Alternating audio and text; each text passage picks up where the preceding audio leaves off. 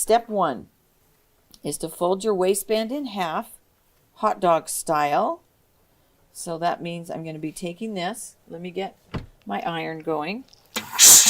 And remember, steam is a good thing. So steam the fabric.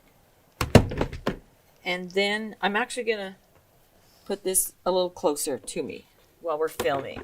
I don't recommend this when you're working, but while I'm filming, I'm just going to put it here. Otherwise, it should stay on this shelf. So what I'm going to do now is I'm going to take my waistband and I'm going to fold it in half like this. And I'm going to press that good. Okay?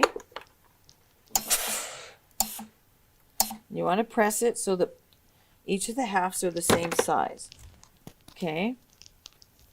And now that I've got it pressed in half, I'm going to undo it.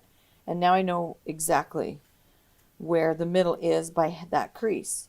So I'm going to be using a variety of marking tools today, and one of them is putting a crease in your fabric. So now I've marked the middle.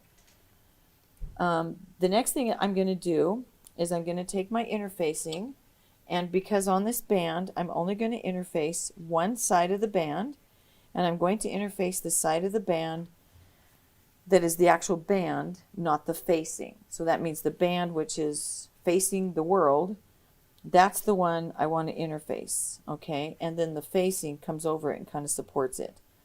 The rule we use in our classes is that we interface the garment as much as we can. If you're using a fusible, we often will do the facings, but on a band and a collar, we want to do the actual garment side. Now, so the next step is to take your interfacing and trim 3/8 of an inch from both short edges and one of the long edges. And the reason we do that is because we don't need to interface the seam allowance. So we're going to take that off. And you've been taught that with your fusibles. However, I'm only going to take off 3/8 because I'm going to leave a little bit that I can catch a little bit into this to the seam so that it will stay exactly where it's supposed to stay. So I'm going to trim 3/8 off, 2 short edges and one long edge. And so the way I'm going to do that is I'm going to put my ruler, and these rulers are fabulous because you can see through them. And so I'm just going to line that up. It's a little hard with the light here, but I'm going to line that up, and then I'm going to just take a marking pencil. This is a fabric marking pencil on one side, and how about we do chalk on the other? A chalk wheel. And these are all great things. We have these in the lab, but because everyone can use them, they often don't stay there, and they get lost. And so if you want to buy your own, I'd recommend it. Okay, now is this working? I don't know. Here, I'm going to try it on here. Okay, I don't think that's working. So I'm wondering if the chalk, we put the chalk in, but sometimes we don't take the little lid off of it. So I'm going to just get rid of that for now. I'm going to use the Frixion pen. And the Frixion pen, they're Frixion gel pens, and they're kind of interesting because you can mark, and you can mark really precise lines, and then it will iron off. However, just to let you know that if you ever freeze your fabric, it will come back. So if you're going to mark with a Frixion, don't freeze your clothing, which I don't think that's usually a problem for people unless you live in the Arctic North and your clothes freezes all by itself. Okay, so let me go ahead and mark now one long side here.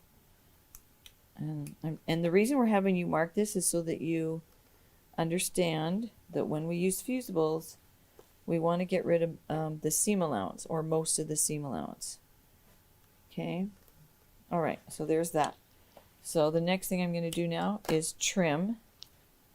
I've trimmed both of the short sides, and I'm going to trim this long side. And as soon as I cut this off, we're going to fuse it to the waistband. So this part is kind of boring to watch, but if you'll just hang in there, we'll be moving on in just a minute. Okay, now I said 3/8, which should leave 1/4 of an inch that will go into the seam allowance so I can catch a little bit of this fusible. Sometimes when we use fusibles on clothing items that are washed a lot, sometimes that resin can kind of wear off. Okay, so now I'm ready, and I'm going to put it right up to the fold. So I'm ready to fuse this now to the waistband. So I'm putting it right up to the fold, and I'm putting it in the middle, so you can see I've got a little bit going into the seam allowance, but most of that bulk is off. Okay, now I'm going to put a press cloth. We always use a press cloth. Make sure that the glue side is against the fabric, and what you want to do is get some heat going, steam, and pressure. Those are the three elements that you need to fuse. And then you can count to 10 Mississippis. 1 Mississippi, 2 Mississippi. Anyway, you get the idea. Okay, and then instead of going back and forth, because that'll move your interfacing, I lift up my iron, I go forward, I steam, and I go down. And then I give myself a little steam bath here while I count to 10 Mississippis again. Only I'm not going to count because I'll let you guys count. Okay, let's go over here and just hold it long enough that you know it's going to really fuse. Okay. Once you get it fused, I sometimes will kind of just move it a little bit just to make sure it's on there pretty solid. Okay, this one, I'm gonna, okay.